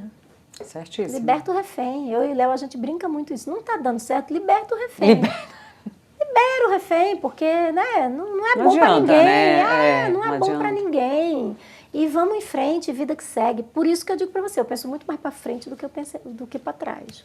Tem uma coisa linda que você falou para mim, que foi, a arte me ensinou que a vida não é só feita de sucesso. E pelo que você tem falado agora, que você não vive de passado, uma das perguntas que eu ia te fazer é como você lida com fracassos, talvez, ou com arrependimentos, coisas assim. Mas aqui claramente você fala, né? Tipo, você aprendeu a lidar bem com tudo, nesse sentido, né? Que realmente, se você sabe que a vida não é só feita de sucesso, mas como você lidou com fracassos? Existiram fracassos memoráveis. Memoráveis é ótimo, né? Memoráveis. Depois você me conta, tá? Fracassos inesquecíveis. Eu conheço alguns. E acho que na vida de todo mundo tem fracasso. Né? Até nas pessoas extremamente bem-sucedidas. Já fracassaram. A gente conhece inúmeras histórias. Inúmeras histórias. Livros, que as pessoas escrevem livros sobre seus fracassos. E como amadureceram, e como cresceram e aprenderam com O seus mais fracassos, legal é né? você ter fracassos e aprender com eles. Isso é tão básico, né? Devia ser tão óbvio. Na verdade, Mas a gente devia aprender com os erros dos outros, né? Também. Mas o ser humano é um bicho esquisito, a gente tem que fazer a besteira para aprender. Mas eu acho que... Sabe uma coisa que uma pessoa, uma mentora me falou, uma das minhas mentoras, que eu tenho várias, falou uma vez para mim que eu, nos últimos anos, levo muito isso para minha vida. Não é demérito nenhum, para ninguém, assumir as suas vulnerabilidades. Então, assim, sim, eu não sou perfeita, sim, eu já errei, sim, eu já fracassei, eu já caí, já levantei. Mas é tão bom quando você levanta, sabe? Quando você aprende com os erros, quando você levanta. Você tem um relacionamento que foi difícil e, de repente, uma porta se abre, você liberta o refém, e aí uma porta se abre e aí você encontra um outro relacionamento muito legal. Ou não, ou você está num emprego que é ruim e você diz assim, gente, eu vou sair desse negócio porque não está me fazendo bem. E aí você, vamos lá, vamos ver no que é que vai dar. E aí depois você encontra lá na frente, às vezes um outro emprego que nem te remunera tão bem quanto aquele anterior, mas te deixa muito mais feliz. Ou não, ou você descobre uma nova habilidade, você vai empreender, por que não? Então eu acho que, nossa, não é demérito nenhum ter vulnerabilidade. É humano. É humano. Não é uma coisa que eu acho que o ser humano, no dia a dia, leva como uma coisa normal, principalmente no mundo profissional. Principalmente né? no mundo Ser corporativo. vulnerável. No mundo Você vulnerável. vulnerável. É difícil. É complicado. Mas tem uma... Eu não sei se ela é coach exatamente, eu já li vários livros dela, que é a Brené Brown, que ela fala muito sobre vulnerabilidade. Eu acho até que ela começou lá fora a normalizar um pouco isso, né? As pessoas começaram a falar sobre o ser vulnerável. Mas não sei se é uma coisa muito natural do ser humano, né? Mas a gente tem que se esforçar para ser vulnerável. A gente tem que saber dar e a gente tem que saber receber, que também faz parte. A gente tem que saber falar sobre os nossos sentimentos, né? A gente tem dias que não dá. Tem dias que a gente tá afim de ficar de pijama enfiado embaixo do lençol. Também gosto. Eu amo. Acho isso bom. Eu acho isso muito bom. Às vezes não dá. E o mundo cobra da gente que a gente tenha sucesso, que a gente tenha dinheiro, que a gente tenha beleza, que a gente tenha tudo, né? E nesse mundo que a nossa vida está tão exposta, que as redes sociais são incríveis, eu acho que elas trouxeram benefícios para a sociedade. Total. E também trouxeram alguns malefícios. Quando ela é muito bem usada, ela é extremamente positiva, abre, né, um horizonte de coisas, mas tem um outro lado. E se aí alguma coisa não está boa, se a sua unha quebrou, você se degladia porque você não está com a unha feita naquela semana. Calma, gente, tá bom, a unha não tá feita. Foi isso, aconteceu. Então a gente fala isso, né? Mas no dia a dia você lidar é difícil. Eu sou o tipo de pessoa que se eu não fizer a unha, eu fico mal de cabeça. É uma coisa que me deixa, assim, parece que eu tô bem, assim, quer dizer que eu tô bem. Eu sempre brincava no escritório, quando eu chegava, porque eu trabalhei nessa última empresa que foi bem desafiador, que eu aparecia sem as unhas feitas. Até as pessoas que mais me conheciam falavam assim, você tá bem? Tá bem? Tá Tem alguma coisa errada? Mas Porque eu posso faltar tudo, mas eu não falto a unha. Eu acho que morei muito fora nos Estados Unidos, em alguns lugares, fazer a unha era um luxo, né? Aqui é uma coisa muito normal. Então, pra mim, faz parte do meu ritual de me cuidar, de ser generosa comigo. Quando não tá feita, é porque alguma coisa tá o negócio errada. Tá muito ruim. Comigo é a bolsa bagunçada. Arruma a bolsa o tempo inteiro. A bolsa cheia de coisa, porque eu troco muito de bolsa. Todo dia eu uso uma bolsa diferente. Então, esse problema. Adoro trocar de bolsa. E aí eu vou tirando uma coisa de uma bolsa, botando na outra. Não sei o quê. Já tentei aqueles organizadores de bolsa, nada dá certo. Eu tiro de uma... As bolsas são diferentes, né? Não e tem aí como. E aí eu tô com bolsa pequena, tem dia que eu tô com bolsa grande, aí eu vou fazendo essa loucura toda. E aí chega no final da semana, a bolsa da sexta-feira tá sempre uma zona.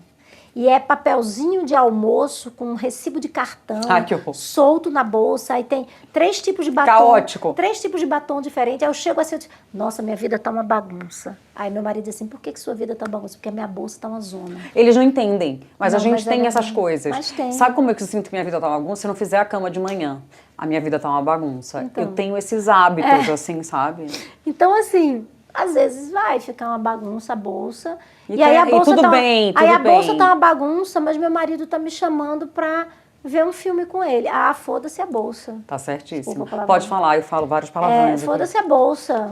E tá tudo certo. Vou ficar com meu marido, vou ver um filme. Depois eu arrumo a bolsa. Uma coisa que queria falar com você é sobre duas coisas, na verdade. Uma é Érica no futuro, como você se vê no futuro pós-carreira executiva. E a outra é sobre, você escolhe que tema você quer tocar primeiro, que é a nossa preocupação, assim, a gestão financeira do nosso futuro. Porque a gente vem de uma geração que é menos, bem menos, mas tipo assim, nunca ensinaram para você tem que cuidar, não sei na sua casa, tô falando isso a mim, você tem que aprender essa gestão financeira para você se cuidar mais tarde, para você... isso chegou para você em algum momento? Isso foi natural? Isso te ensinaram em casa? Exceto para os herdeiros. Não. Então. Exceto para os herdeiros, que não é o nosso caso. De acordo com uma amiga minha, ela disse que ela vai me achar o velho da lancha. Não, obrigada, mas... Não é isso. Não é isso. Mas eu gostaria de ter aprendido isso mais cedo, dessa gestão financeira mesmo. Não, mas eu fico brincando com os herdeiros, mas até para os herdeiros, né? Eu acho assim, lá em casa, falando de casa, meu pai era vida louca, total, sempre foi. Minha mãe sempre foi muito organizada. E esse senso de organização da minha mãe passou para mim. Então, eu sempre fui muito organizada. Então, assim, eu nunca deixei... coisas pingando. Mas eu Quando você fala pingando, é o quê? Dívida? Dívida, tá. Assim, dívida que eu não podia pagar, né? Uhum. Isso eu sempre fui muito organizada. Sempre gostei de fazer conta, sempre tive a minha planilhinha lá de... Teve? Sempre, eu tenho Excel até hoje, amiga. Eu acho isso incrível. Eu tenho. Porque para umas pessoas... Engraçado, sou filha da mesma mãe, do mesmo pai, do meu irmão. Amiga, mas eu sou a louca do Excel. Eu faço Excel até para viajar. Você sabia disso? Ah, não. Eu faço o plano de ação da viagem. Detesto Excel. Mas, pois eu faço. Então, você sempre teve isso com você. Eu faço o canvas da minha viagem. Que máximo. Eu vou te passar a minha próxima pra você organizar para mim, viagem. Tá? Eu sou ótima com viagem. Eu compro os vouchers, eu compro todo o voucher antes de viajar. Meu Deus. Eu só viajo com a viagem paga. Adoro viajar. Então, você sempre teve esse senso sempre tive. Mesmo. Só que eu sempre gastei muito. Porque ela é... Não vou dizer compulsiva, mas adora umas compras, adora umas compras. Não, compulsiva não. Não, mas gosta do que é bom. Eu não sou compulsiva porque eu não gasto mais. Eu acho que o compulsivo gasta mais do que o que ganha. Do que o que ganha ou do que o que tem. Não jamais. Não gasto mais do que o que eu ganho. Mas eu adoro uma comprinha, né, amiga? Adoro, eu sei. Sabe? Eu nunca trabalhei com moda, mas eu adoro. Né? Mas podia ter. Mas tá na arte, né? Eu também tem isso. Adoro. Eu sou consumidora de tudo que é marca boa. Eu gosto bastante. Boa e ruim também, porque eu adoro essa coisa de comprar. Adoro uma loja de departamento. Adoro farmácia, amiga. Para os Estados Unidos é para farmácia. Eu amo farmácia. Nossa, eu entro na farmácia e faço a festa. Mas, enfim, isso é um outro vinho. Mas minha mãe sempre foi muito organizada, meu pai sempre foi vida louca. E eu sempre fui organizada, mas nunca pensava muito no pra frente. Eu vivia muito o hoje. Então, assim, tem 10, a viagem vai ser 10 e as contas estão pagas, eu gastava 10. Entendi. Entendeu? Então, isso até um determinado momento da minha vida. Quando o Gabriel estava já com seus 16 anos, olha, foram 16 anos na vida louca, 16, 17 anos, eu comecei a dizer assim, o que vai ficar de legado para esse menino aí, né? Tudo bem, ele tem que construir o dele, eu não estou aqui para fazer o futuro de ninguém nesse sentido. Porém, eu sempre priorizei a educação dele. Escola, nunca... Porque eu acho que isso como pai e mãe, você tem que se preocupar básico. Em dar o melhor, Para mim isso é básico. Para a pessoa ter o melhor dentro do que você pode, para você poder ter as ferramentas para E ele tem que fazer o que há de melhor, fazer a parte dele com isso que eu entreguei, que é a educação. Mas eu sempre fiquei assim pensando, eu disse assim, mas porra, um dia isso tudo vai cair, um dia eu vou aposentar, um dia eu vou envelhecer, um dia eu vou querer mais tranquilidade, e aí? E aí, acho que tem alguns bons anos eu comecei a pensar nisso. Eu comecei a fazer um plano, eu comecei a me organizar, e acho que Eu acho assim, eu acho muito... Minha mãe disse que tudo na vida é equilíbrio, né? Seria muito bom se fôssemos equilibrados, né? Já começar por aí. Mas eu acho que não dá para você só guardar e não aproveitar a vida. Porque se você só guarda e não aproveita alguns prazeres da vida... Não vale nem a pena viver, pra quê? Porque aí você não vive, você sobrevive. É isso, e você fica sobrevivendo sem se dar ao deleite de usufruir algumas coisas. Então, eu acho que a gente tem que usufruir. Eu acho que a gente ganha... Minha mãe diz assim, você ganha para isso. Eu disse, é isso mesmo, mamãe, eu ganho para isso. Eu vou comprar essa bolsa. Não. Você ganha para isso. É mesmo, mamãe, eu ganho para isso. Eu vou lá. Mas tem que pensar no amanhã. Mas tem que pensar no amanhã. Então, assim, parece loucura e parece jargão e parece autoajuda, mas a palavrinha equilíbrio é um negócio tão legal, sabe? Então, a gente tem sim que curtir a vida, mas a gente tem sim que pensar no dia seguinte e pensar no que a gente vai fazer daqui a 10 anos e quando a gente não tiver mais a força produtiva que a gente tem hoje e a capacidade produtiva que a gente tem hoje, em algum momento a gente vai ter que ter um amparo financeiro. Acho que tudo isso é muito importante, os bancos estão aí para nos ajudar, para tirar dinheiro da gente também, mas também para nos ajudar, os suportes todos que a gente tem, financeiro, amigos, hoje em dia a gente tem muito mais acesso à informação. Tem muito mais acesso à informação, eu acho que tem que usar isso a seu favor, mas também tem que viver a vida, então não se abster tanto das coisas, porque senão você só guarda e você não usufrui. Tem que guardar e tem que usufruir. Agora, planejamento é muito importante, amiga. Já me dá pânico, só de falar. Planejamento, ponta do lápis, fazer conta é bom. Depois me dá uma aulinha. Te dou. Nossa, péssimo. Te passo meu Excel. Meu Deus. Nossa, pânico. Gente, uma pessoa que vem de comunicação e criação, normalmente não sabe lidar com Excel. Tem um relacionamento de amor e ódio, não. É ódio, entendeu? Mas tudo bem, eu acho que eu cheguei na minha fase que eu tenho que aprender. Eu te passo minha planilhinha de... Fechou. Eu vou te passar minhas duas planilhas. A de custos mensais e a de viagem. A de viagem eu gostei. A de viagem é muito... A de viagem deve ser mais interessante. É um canvas maravilhoso que você põe tudo lá. Teve uma viagem muito emblemática. Essa eu vou contar, vai? Conta. A gente foi pra Argentina. Eu, Léo e as crianças, os filhos dele. Crianças, né? É ótimo, gente. A gente tem 20 e poucos anos. Não, mas eram as crianças de Léo. São menores, na época, verdade. O menor tinha 10, 9... E o mais velho tinha 14. Acho que isso. A gente foi para a Argentina. A gente ficou 7 dias em Buenos Aires. E tinha muita coisa para a gente ver, porque eu já tinha ido 6 vezes, Léo já tinha ido, mas os meninos não tinham ido. E a gente queria fazer coisa com os meninos.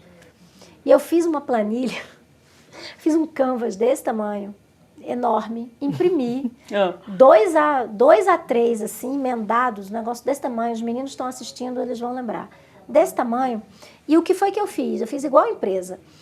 Eu fiz o design thinking da viagem, eu fiz o papel com as coisas que a gente tinha que ir. Só que existiam passeios que eram opcionais, ou podia ou não acontecer exatamente naquele dia.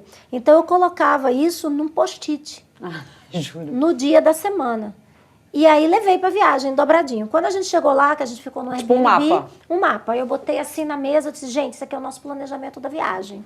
E aí, era muito divertido, porque aí quando chegava no final do dia, que a gente chegava morto de cansado, o mais novo sentava comigo com o mais velho na mesa, enquanto o Léo tomava uma cerveja, eles sentavam comigo assim na mesa. O que foi que a gente fez? O plano está cumprido? Eu dizia, vamos ver se o plano está cumprido. Mentira. Aí eles gostaram. Nossa, esse restaurante a gente não foi. Então, tira o post-it daqui e põe aqui. A gente vai amanhã, vai outro dia. E a gente ia fazendo assim. E virou um rolê, virou um joguinho, virou uma diversão. Olha aí, organizada em tudo. Eu imagino a sua mala, como não deva ser organizada. Você não lembra de Noronha, que eu levei tudo a vácuo? Era vácuo, verdade. Era o lookinho do dia. O look do dia. De manhã, noite, com balada. Eu lembro. Eu lembro. Pra mala ser... Gente, extremamente louca. Organizada. Gente, eu sou louca. Não é louca, é organizada. Cada um tem suas coisas, gente. Agora, sim, a gente já falou de Érica mãe, Érica artista, Érica executiva. A Érica artista, Érica pós-carreira executiva. Onde que a Érica se enxerga aí? Pós esse mundo executivo, qual o plano? Qual o plano? Porque plano tem. Eu acho não. Eu não quero abandonar o mundo corporativo nunca. Não? Não. Eu acho que existem alternativas para eu me manter no mundo executivo, mesmo daqui a vários anos. Não estando ali presente no dia a dia, talvez, né? Talvez, né? Eu pretendo ainda ficar bastante tempo no mundo corporativo e, sinceramente, pretendo contribui muito ainda na organização que eu tô. Escuta aí, chefe. O caminho? Ah. Mas eu acho que o mundo corporativo pode estar presente na minha vida mesmo daqui a alguns vários anos. Acho que esse pezinho no mundo corporativo, porque me realiza, porque eu gosto. Você gosta, você se encontrou. Eu gosto muito. Então, acho que isso sempre vai estar ali, orbitando. E a arte, eu acho que ela cada vez ganha mais espaço. Daqui a alguns anos vai cada vez ganhando mais espaço. Eu acho que o trabalho que eu faço hoje, eu estou plantando para colher no futuro, né? Me especializando, estudando, aprendendo, procurando conviver com outros artistas, consumindo arte. Você está vendendo sua arte também já? Já estou vendendo. Gente, @Érica Magalhães, ateliê. Ateliê Érica Magalhães. Errei, mas é isso. Eu vou botar o link embaixo. Mas assim, sim, estou vendendo, mas eu quero cada vez mais estudar, viajar, conhecer, aprender, me especializando cada vez mais para colher os frutos disso no futuro, cada vez mais, né? Se dedicar mais a isso, talvez. Eu meio que planto hoje para ir colhendo. Eu já estou colhendo frutos disso, sim, não posso reclamar. Mas cada vez mais, porque isso também me realiza, não só o mundo corporativo, mas isso também me realiza. É como se fosse, né? Amiga, eu sou taurina, ascendente escorpião, mas minha lua é em peixes, olha que coisa incrível. Muito bem. Então, a gente vai trabalhando nessas duas frentes e acho que dá para conviver essas duas frentes na Érica do futuro perfeitamente bem. E meu ateliê está sendo construído na cidade de Boituva, tá pronto. E que final delícia. de semana agora a gente vai levar alguns móveis. Só que no ateliê não é só meu, não, é meu e de Léo, porque a gente pinta junto. Ele também pinta. A gente está, infelizmente, chegando ao final. Toda vez que eu estou fazendo o bate-papo, eu fico nervosa que fica chegando no final, porque tem tanta coisa para falar, eu acho que tem tanta coisa para a gente conversar e assim, ter insights para as pessoas, mostrar que tem outras maneiras de viver e a gente pode sonhar e a gente pode ter uma carreira brilhante ao mesmo tempo. Acho que a gente tem que sonhar, né? Uma das perguntas que eu faço sempre no final se você já se rendeu 1000 vezes na vida, né? Me rendi. Se você tivesse que dar um conselho para uma pessoa que precisa se render a um sonho, seja ele profissional ou pessoal hoje, mas ela não tem coragem, o que você diria para essa pessoa? Eu acho que tem que ter coragem, tem que persistir. Às vezes não dá. Por exemplo, Érica, você vai viver de arte? Não é só porque eu não posso só viver de arte, é porque eu também não quero. Né? Eu sei bem o que eu não quero. Então, esse equilíbrio entre mundo corporativo e a Érica artista, eu estou vivendo muito bem com isso e eu pretendo que isso continue. Eu não quero abdicar de um nem de outro, né? Mas, para as pessoas que estão em busca de um sonho, eu acho que... Parece engraçado dizer isso depois que a gente falou de Excel, né? Mas planeja seu sonho. Eu acho que se você tem um sonho... Ninguém nunca me falou. Planeja.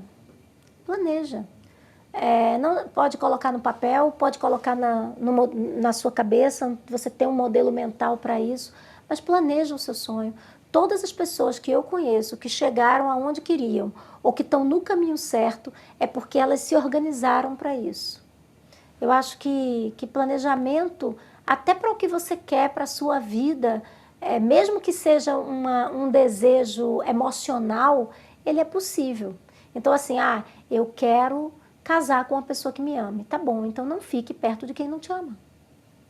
Tão simples, né? Entendeu? Às vezes até meio óbvio a gente não faz, então, né? Assim, eu quero ser feliz ao lado de alguém. Então, liberta o refém de que não te faz feliz. Entendeu? Eu quero fazer uma viagem ao mundo. Tá bom, então... Eu tenho uma amiga que fez uma viagem ao mundo, né? Mas ela se planejou alguns anos para isso. Então, assim, se organiza e foca naquilo que você quer.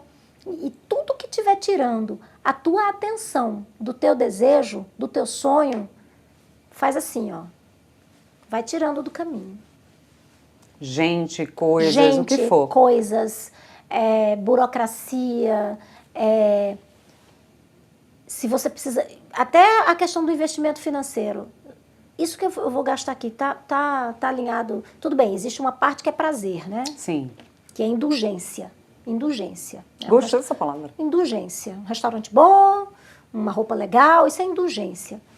Mas tudo que você vai gastar, que te tira do teu foco, do teu caminho, do que você quer, não, isso aqui vai de encontro ao meu sonho, de encontro ao que eu espero.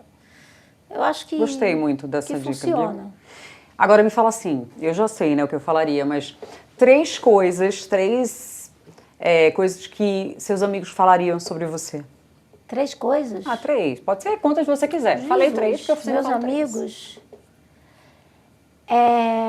Sobre você. Você falou que eu sou doce, isso ninguém nunca falou. Eu vou botar na minha lista. Então essas pessoas estão... Mas eu acho que algumas pessoas vão dizer que eu sou uma amiga muito verdadeira, até para quem deixou de ser meu amigo.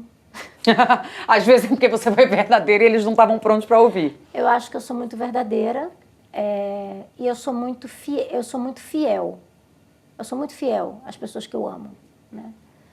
Fiel no sentido, principalmente amigos, família. Eu sou fiel. Então, eu acho que essa coisa taurina, você sabe, né? Vão dizer isso de mim. Pergunte para as nossas amigas em comum. Eu acho que também vão dizer que às vezes eu sou tão verdadeira que às vezes eu posso ferir um pouco. Então, sabe aquela... Eu falo mesmo. Minha mãe costuma dizer... Eu te entendo. Nossa, mas você fala as coisas... Você podia ter falado de outro jeito. Eu disse, mas precisava ser dito. Então, às vezes E a gente precisa de alguém que às vezes nos diga o que precisa ser dito. Às vezes falo umas coisas muito, muito ali, toca muito, né? Nossa, você falou isso mesmo? Falei porque a pessoa precisava ouvir. Então, acho que isso vai ser dito. E eu acho que, amigos, eu posso não mandar mensagem para vocês todos os dias, mas eu os amo. Então as pessoas podem... A gente não se fala sempre, Não. mas sempre que a gente se encontra é como se a gente tivesse se visto ontem. Talvez eles digam isso de mim e isso seja um defeito. Eu não gosto de falar ao telefone. Não gosto muito de falar ao telefone. Tudo bem também, né? E eu não sou de ficar falando muito... Em mensagem? Assim... Encontrar. Vamos tomar um café. Às vezes eu passo anos sem ver uma determinada amiga, mas isso não significa dizer que eu não a amo. Eu a amo. E se ela precisar de mim, eu vou estar ali a hora que ela precisar. Bom, a gente é um exemplo disso. A gente não vive se falando todo dia. Oi, amiga, como é que você tá? E aí? Não sei o quê. A gente não vive fazendo isso. Mas cada momento que a gente se encontra é um momento de verdade. Então, eu prefiro que o momento presente seja de verdade do que eu tenha milhões de conexões de mentira. Tá certíssima, e eu acredito muito nisso, eu diria exatamente isso de você, porque eu tenho certeza que se eu precisar de você a qualquer momento, a qualquer ou em qualquer, sei lá, e eu te chamar, eu sei que você vai estar. Vou estar. A gente está chegando ao final, infelizmente, e eu sempre termino a entrevista com o bate-papo, que não é entrevista, perguntando como você sai daqui depois desse bate-papo. Nossa, eu saio daqui... Além de muito feliz, porque estar com você me deixa muito feliz sempre. Que bom. Saio leve também, porque é muito bom falar da gente. Tem coisas que a gente vai conversando e eu digo, nossa, não tinha nem pensado nisso. É tipo uma terapia. Né? É quase que um processo terapêutico, então é muito bom. Saio muito leve para o meu feriado. Saio muito reflexiva, porque a gente também faz reflexões à medida que a gente vai conversando com alguém. E conversar com alguém que a gente gosta é muito mais fácil do que com quem a gente não gosta, ou conversar com quem não nos conhece tanto quanto você me conhece. E acho que além de ser um momento muito gostoso, o vinho está ótimo, inclusive. A gente vai continuar tomando depois que acabar. Acho que sim. Eu acho que a gente sai... Eu costumo dizer isso com as pessoas. Existem pessoas que me energizam, que me alimentam de uma energia muito boa e positiva. Tem gente que suga a sua energia nos primeiros 5 minutos. E acho que isso aqui é um momento de troca de energia positiva. Então, eu saio muito feliz. Obrigada por vir. Obrigada, eu estou muito feliz. Gente, Muito obrigada por vocês estarem aqui mais uma vez. Só de vocês tomarem um tempo para assistir, para ouvir. Eu tenho certeza que é porque vocês são pessoas que buscam crescer, melhorar, enfim, o intuito do Renda-se é esse. Eu estou muito feliz que a Érica está aqui comigo, que ela veio, que ela tomou o tempo na agenda dela para estar aqui comigo e compartilhar com vocês a história dela. Eu mesma, que já conheço há anos, ouvi coisas daqui que eu não vou esquecer. Para mim, essa foi uma das entrevistas mais emotivas, de fato. Eu não sou uma pessoa muito de chorar, mas assim, dentro eu realmente estou muito emocionada. Eu queria muito agradecer que vocês estão aqui e deixo com vocês aqui mais um dia. A gente está gravando um dia antes da Páscoa começar, então a gente vai ter um bom feriado. Eu espero para todos também um bom feriado, uma boa semana, apesar de que vocês vão ver isso na plena terça-feira. Um beijo enorme e até a próxima.